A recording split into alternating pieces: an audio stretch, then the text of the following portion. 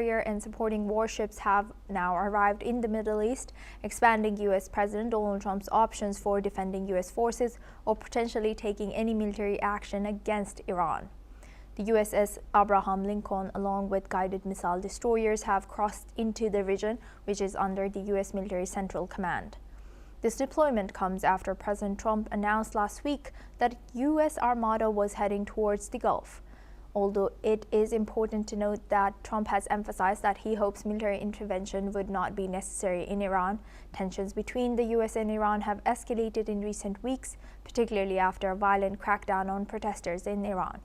Meanwhile, Hezbollah's chief Naim Qassem has weighed in on the rising tensions, stating that any attack on Iran would also be considered an attack on Hezbollah. Iranian Foreign Ministry spokesperson has also addressed the U.S. military buildup, stating that Iran would respond comprehensively to any aggression. Ismail Bagheri has criticized U.S. actions as part of a hybrid war against Iran, pointing to new sanctions and military deployments in the region. Let's listen into his comments.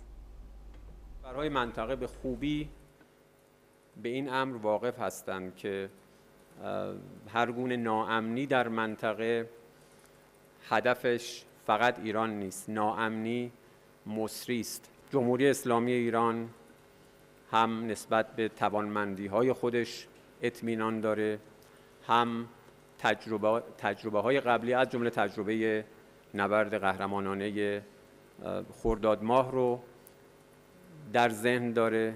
توانمندتر از هر زمانی قطعاً به هر گونه تعرضی پاسخی فراگیر و پشیمان کننده.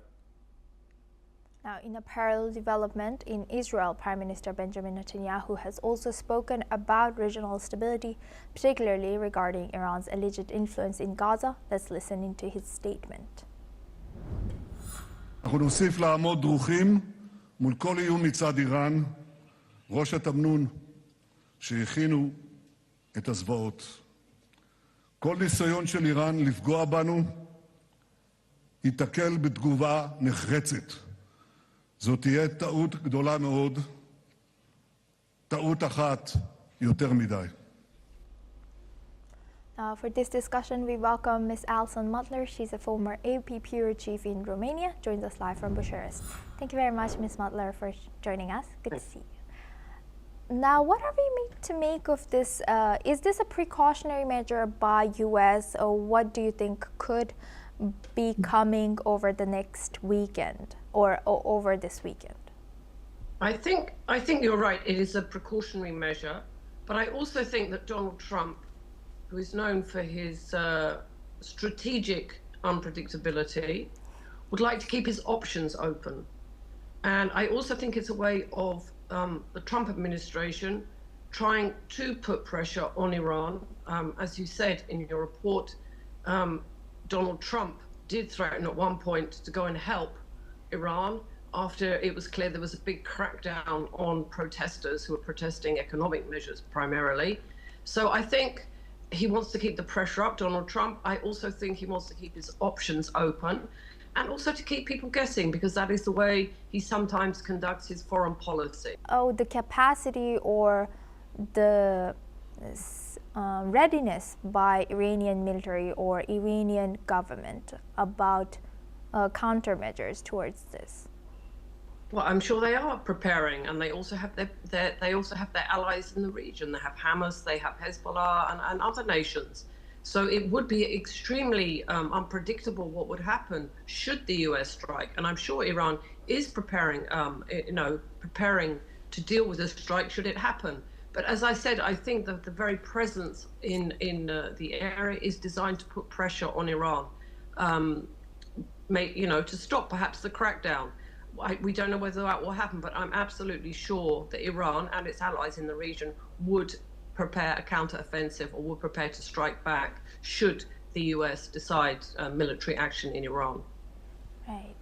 And how do you think, so now United Arab Emirates has clearly stated that it won't allow its airspace and territory or waters to be used for military action against Iran. So where will U.S. be using? Do you think U.S. will be mainly using Qatar's airbase? Yeah, probably Qatar. That sounds like a much more sensible. That sounds like a much more viable option. They can't use. I mean, the UAE basically just wants has a complicated relationship with Iran, but it basically wants to keep stability in the region. It wants to keep out of such a conflict, which would be a very high stakes conflict and very complicated. It would be nothing like Venezuela going in and going out. There's so many regional actors involved. It would be much more complicated, and it has the risk of spreading. And Donald Trump and his administration know this. But yes, they'd have to use Qatar would be an obvious choice. Thank you very much for sharing that insight. Please stay with us as we come back to you for our next discussion as well. Now, moving on to Japan, Japanese Prime Minister Sanai Takaichi has kicked off her election